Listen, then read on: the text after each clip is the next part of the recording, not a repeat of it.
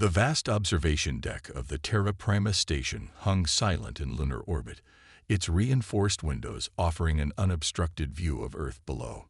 Director Sarah Chen stood motionless, her weathered hands clasped behind her back as she watched her homeworld rotate beneath a blanket of stars. The message they'd intercepted 12 hours ago had changed everything. "Director, the Council is ready," her aide whispered from the doorway. Sarah nodded without turning. "Tell them I'll be there in a moment." The words felt heavy in her mouth, weighted with the responsibility of what she was about to reveal. The Central Council chamber was packed when she arrived. 200 of humanity's brightest minds had gathered on emergency notice, their faces illuminated by the soft blue glow of holoprojectors. Sarah took her place at the podium, her heart pounding against her ribs. "Ladies and gentlemen of the Council," she began, her voice steady despite her inner turmoil. 18 months ago, we launched Project Oracle, a network of quantum-based listening posts extending deep into collective space. Yesterday at 300 hours, we intercepted a transmission that validates our worst fears about our supposed galactic benefactors. The chamber erupted in murmurs as Sarah activated the main display. A complex stream of encrypted data filled the air above the council members' heads. For 50 years, the collective has portrayed themselves as mentors, guides helping humanity take its first steps into a larger universe. They've shared technology, opened trade routes, invited us to their assemblies. And we, in our eagerness to join the galactic community, never questioned why such an advanced civilization would take such interest in us. Sarah's fingers danced across the console, and the encrypted data transformed into clear text. "This transmission contains the truth. The collective isn't a federation of equals. It's a carefully constructed farm system, designed to cultivate species until they reach optimal harvesting potential." Gasps echoed through the chamber. Sarah continued, her voice growing harder. "Every 500 years, the collective selects its most promising protectorate species and harvests them. Their populations are processed into a biological composite that the collective uses to extend their own lifespans. They're not mentors, they're farmers, and we're their crop." Admiral James Rodriguez, his dark features creased with concern, leaned forward. "How long?" "According to the transmission, Earth is scheduled for harvest in 3 years. We're considered an exceptionally promising crop due to our rapid technological advancement and genetic diversity." The chamber exploded into chaos. Councilors shouted questions and demands, their faces pale with shock and fury. Sarah waited for the initial wave of panic to subside before raising her hand for silence. "We have options," she said firmly. "For the past decade, Section Omega has been preparing for a scenario like this. While the collective believes we've been dutifully adapting their handed-down technology, we've actually been reverse engineering it, improving it, and developing our own innovations in secret." The holoprojector shifted to display a series of classified military installations hidden throughout the solar system. "Operation Shadow Shield is ready for immediate implementation. We've developed weapons they don't know we have, defenses they can't detect, and tactics they won't expect. But we need to act now, while we still have the element of surprise." Councillor Zhang, her aged voice quavering, spoke up. "The collective oversees thousands of worlds. Their fleet numbers are astronomical. How can we possibly hope to stand against them?" Sarah's lips curved into a grim smile. "Because we have 2 advantages they don't. First, they have no idea we've discovered their true purpose. Second, we're not going to fight them. We're going to break them from within." The holoprojector displayed a new image, a complex network of connections spanning hundreds of worlds. Every species under collective control is monitored through their quantum communication network. We've figured out how to hijack it. When we strike, we'll simultaneously broadcast the truth to every protectorate species in their domain. Billions of beings will learn they're being raised for slaughter. "And you think they'll rise up?" Admiral Rodriguez asked. "They will when we show them how to fight back. We've developed weapons that can be rapidly manufactured using commonly available materials. The plans will go out with the broadcast, along with tactical databases and coordination protocols. The collective will face rebellion on every world they control, all at once. Sarah's voice grew quiet, but intense. Make no mistake, this will be the largest coordinated military action in human history. But we're not just fighting for ourselves. We're fighting for every species that's been deceived, harvested, and consumed by these monsters. We're fighting for a future where our children aren't cattle waiting for slaughter. She straightened, her eyes burning with determination. The collective believes they've spent 50 years preparing humanity for harvest. In reality, they've spent 50 years teaching us exactly how to destroy them. Now we have 3 years to implement Shadow Shield and save not just humanity, but every sentient species under their control. The chamber fell silent as the magnitude of what they faced sank in. Finally, Admiral Rodriguez stood. I move we implement Operation Shadow Shield immediately. The vote was unanimous. As the council members filed out to begin their respective roles in humanity's greatest undertaking, Sarah returned to the observation deck. She stared at the earth below, knowing that across that blue marble, secret facilities were spinning up, hidden fleets were awakening, and humanity was silently preparing for war. The collective had no idea what they'd created when they chose Earth as their next harvest world. They were about to learn that humans made terrible livestock, but exceptional revolutionaries. In 3 years, the galaxy would never be the same. The quantum fabrication facility, deep beneath the Martian surface, hummed with barely contained power. Commander Maya Patel watched as another batch of stealth drones rolled off the production line, their dark hulls absorbing nearly all light that touched them. 3 years of preparation had led to this moment. Final systems check complete, reported Dr. Marcus Way from his station. Batch 117 is combat ready. Maya nodded, her augmented eyes scanning the facility's status displays. Similar facilities across the solar system were operating at maximum capacity, churning out weapons and equipment that the collective's sensors couldn't detect. The technology was decades beyond what humanity was supposed to possess. Her neural implant pinged with an incoming priority message. All command staff. Operation Shadow Shield begins in 6 hours. Coordinate final preparations. Authorization. Director Chen. Maya allowed herself a grim smile. Marcus, begin loading the drones for transport. It's time. Across the solar system, humanity's hidden strength stirred to life. Stealth ships emerged from camouflaged bases in the asteroid belt. Quantum weapons platforms activated in the Kuiper belt.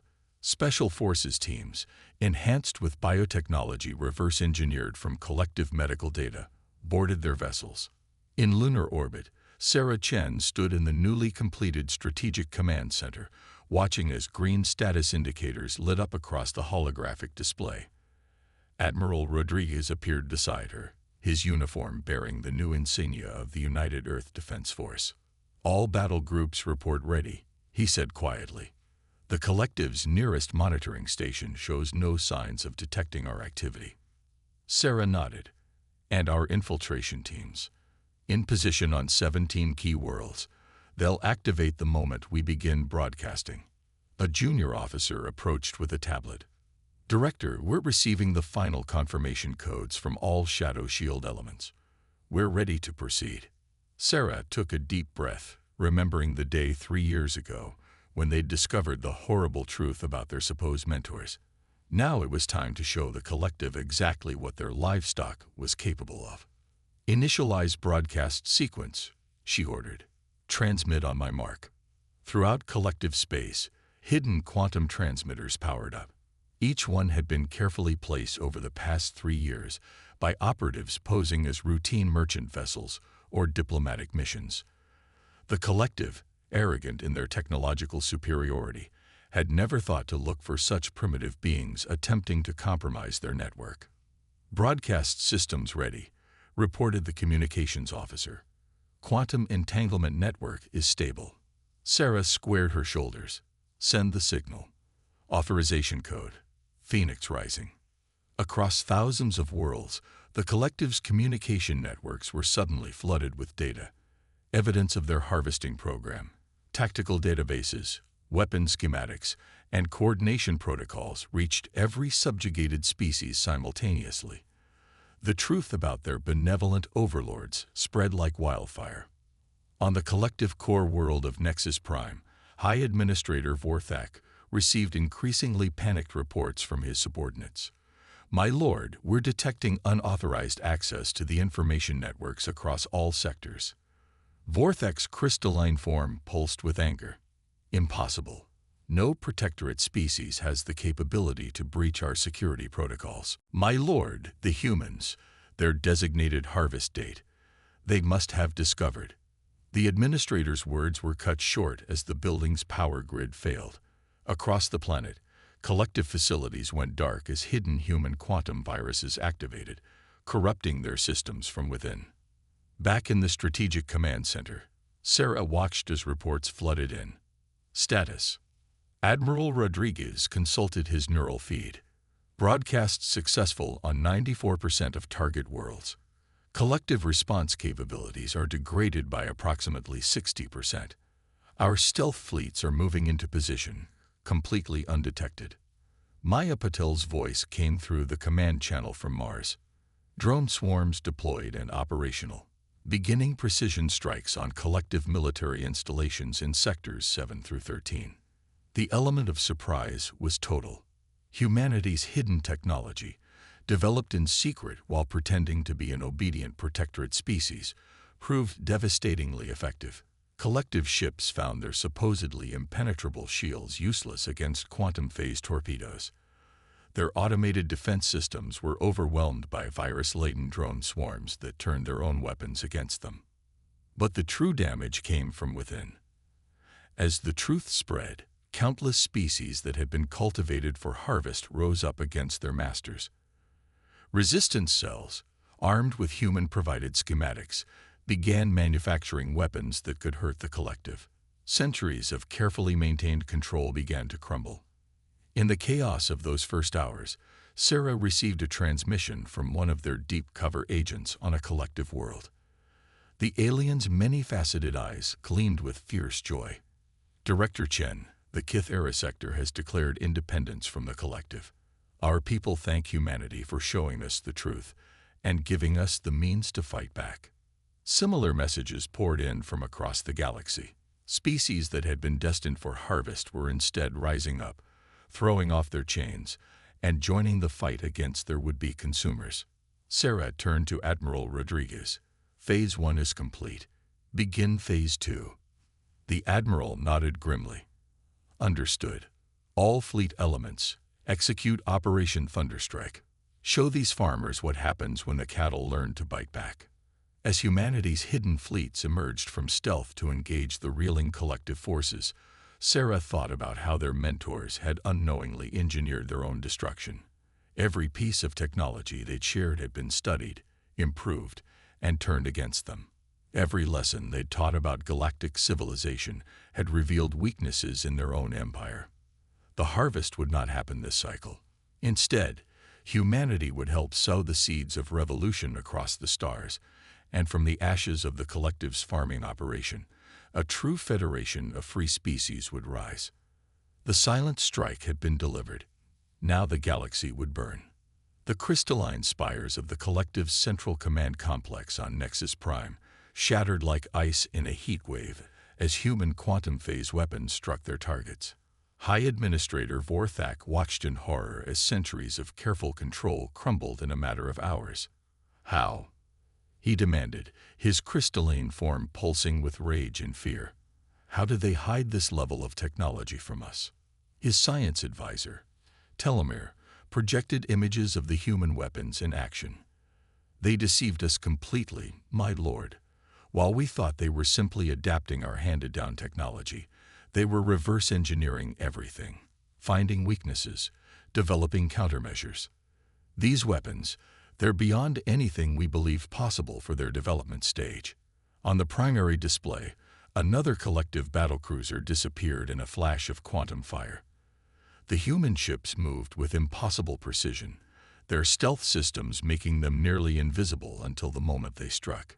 "My lord," Telemer continued, his voice quavering, "preliminary analysis suggests they've been preparing for this for years. Every trade mission, every diplomatic exchange, every technology sharing session. They were gathering intelligence, probing our defenses, learning our weaknesses." A junior administrator burst into the chamber, his crystalline form flickering with distress. "High Administrator, we've lost contact with the harvest processing facilities in sectors 12 through 29. The subject species, they're using weapons we've never seen before. Human weapons. Vorthax form, pulsed darker. Launch the suppression fleets. Activate the control protocols in their implants. Remind these cattle why we are their masters." "The implants aren't responding," Telemer reported. "Something is blocking our signals. And the suppression fleets, they're being torn apart by coordinated attacks from multiple species. The humans have given them our tactical databases, taught them how to fight us." In Earth's Strategic Command Center, Sarah Chen watched the revolution unfold across the galaxy. Holographic displays showed thousands of worlds throwing off their chains, using weapons and tactics that humanity had spent 3 years secretly distributing. "Director," Maya Patel's voice came through the quantum comm. "The Kithara have taken control of 3 major collective shipyards. They're beginning production of the quantum phase weapons using our schematics." Admiral Rodriguez added, "The Nexus Prime defense grid is down to 30% capacity. Their entire command and control structure is in chaos." Sarah nodded grimly. "Then it's time for Phase 3. Deploy the Prometheus protocol." Across collective space, hidden quantum transmitters activated a new program. Every piece of collective technology that humanity had studied over the past 50 years contained microscopic weaknesses, flaws so subtle that even their creators hadn't noticed them. Now those flaws became fatal as human-designed viral code turned the collective's own infrastructure against them. Defense systems targeted their own ships. Communication networks broadcast tactical data to resistance forces. Power grids overloaded, crippling collective military installations. On a desert world at the edge of collective space, Dr. Marcus Wee supervised as former slave species used his quantum fabricators to produce weapons. "Your people learned quickly," he told the insectoid resistance leader. The aliens' mandibles clicked in what Marcus had learned was their equivalent of a grim smile. "We had to learn quickly, to survive as their cattle. Now we learn to fight, to live as free beings." A proximity alarm blared. A massive collective warship dropped out of faster-than-light travel, its weapons charging. The resistance fighters tensed, but Marcus remained calm. "Watch," he said quietly. The warship's shields flickered and died as hidden programs activated, its weapons powered down. Through the quantum comm, they heard the crew's shocked exclamations as their own ship turned against them. "You see," Marcus explained, "every piece of their technology contains our hidden modifications. They built their empire on control through superior technology. We turned that technology into a weapon against them."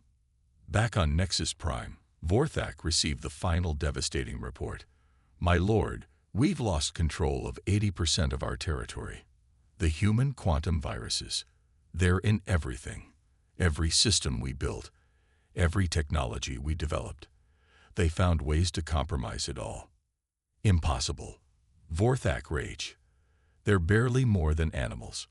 We've been guiding civilization for millennia." "And that was your mistake," a new voice said. A hologram appeared in the chamber. Sarah Chen, her expression cold. "You saw us as animals to be harvested. You never considered that we might be watching, learning, preparing. Every lesson you taught us about advanced technology, we studied and improved upon. Every weakness in your systems, we exploited. Every species you planned to harvest, we armed and trained." Vorthak's crystalline form trembled with fury. "You'll doom the galaxy. Our harvest maintains order. Without it, Sarah cut him off. Species will be free to develop on their own terms. Your order was built on genocide. We're replacing it with something better, a true federation of equals. The hologram vanished as human quantum phase weapons began targeting the central command complex. As his carefully maintained empire crumbled around him, Vorthak finally understood. They had spent 50 years cultivating humanity as livestock, never realizing they were actually nurturing their own destruction. The revelation had come too late. The cattle had not only learned to bite back, they had learned to think, to plan, and to free others from their pens. The age of the collective was over. A new dawn was breaking across the galaxy, and humanity would help ensure it never again saw another harvest. The Great Hall of the former Collective Assembly on Nexus Prime now held representatives of 100 different species. Where once there had been carefully maintained hierarchies, now former harvest candidates sat together as equals, their voices filling the chamber with a cacophony of languages and translation devices. Admiral Rodriguez stood at the newly installed round table, his holographic display showing the ongoing liberation efforts across former collective space. The last major collective stronghold in the Carina sector fell this morning, he reported. Their remaining forces are scattered and in disarray. Sarah Chen nodded, her eyes scanning the assembled representatives. 3 months had passed since humanity had revealed the truth and launched their attack. The galaxy had changed more in those 3 months than it had in the previous millennium. What of the harvesting facilities? Asked Kittle, the insectoid representative of the Kithera. Their people had been next in line for harvest after humanity. Maya Patel, now coordinating liberation efforts from Mars, appeared via hologram. We've located and secured 97% of their processing centers. The technology is being dismantled or repurposed for medical research. Never again will they be used to consume sentient beings. A ripple of approval passed through the assembly. Many of the representatives bore visible scars from collective control implants, marks of their former status as cattle being prepared for slaughter. But we face a new challenge, Sarah addressed the gathering. The collective maintained order through force and technology. Now we must build something new, something better. The holographic display shifted to show the vast network of worlds, now free from collective control. Thousands of species, each with their own needs, cultures, and grievances, all trying to find their place in the new order. Already we're seeing conflicts emerge, Rodriguez reported grimly. The Mrevki and Solari are fighting over systems that the collective had stripped from both of them. The Quantum Liberation Front is attacking anyone who still uses collective technology. 3 sectors are refusing all contact with former collective administrative species. This was inevitable, Sarah responded. Freedom isn't just about breaking chains, it's about learning to live without them. We've all been shaped by centuries of collective control. Building trust will take time. Dr. Marcus Way's hologram joined the discussion from a distant sector where he was helping former slave species adapt human technology. We're seeing remarkable progress in many areas. The Kithera have already improved our quantum fabrication designs. The Solari's natural ability to manipulate energy fields has led to breakthroughs in shield technology. When species work together, as equals, innovation flourishes. A new voice spoke up, one of the crystalline beings who had once been part of the collective's administrative class. Many of my people wish to help, the representative said hesitantly. We were part of the system that oppressed you all, but not all of us knew the truth. Some of us want to make amends. The chamber grew tense. Centuries of hatred and fear didn't disappear overnight, but Sarah saw an opportunity. The collective's greatest crime wasn't just the harvest, she said, her voice carrying across the chamber. It was convincing us all that some species were naturally superior to others. That progress could only come through domination. They were wrong. She gestured to the display showing the liberated worlds. Look at what we've achieved in 3 months of cooperation. Technological advances that the collective never imagined. Medical breakthroughs using repurposed harvest technology. Trade routes established without coercion or control. But how do we prevent another collective from rising? Cull asked. How do we ensure no species ever again gain such power over others? Sarah smiled. by doing what humanity did, sharing knowledge, not hoarding it, teaching others to defend themselves, not keeping them dependent, building bridges instead of chains. The assembly erupted in discussion as representatives debated the shape of their new alliance. Human quantum computers process translation streams, allowing real-time communication between species that had never been allowed to interact under collective rule. Maya's hologram flickered as she received new data. Director, we're detecting unusual energy signatures from the galactic core. Something the collective was hiding out there is becoming active. Sarah exchanged glances with Rodriguez. The collective had kept many secrets.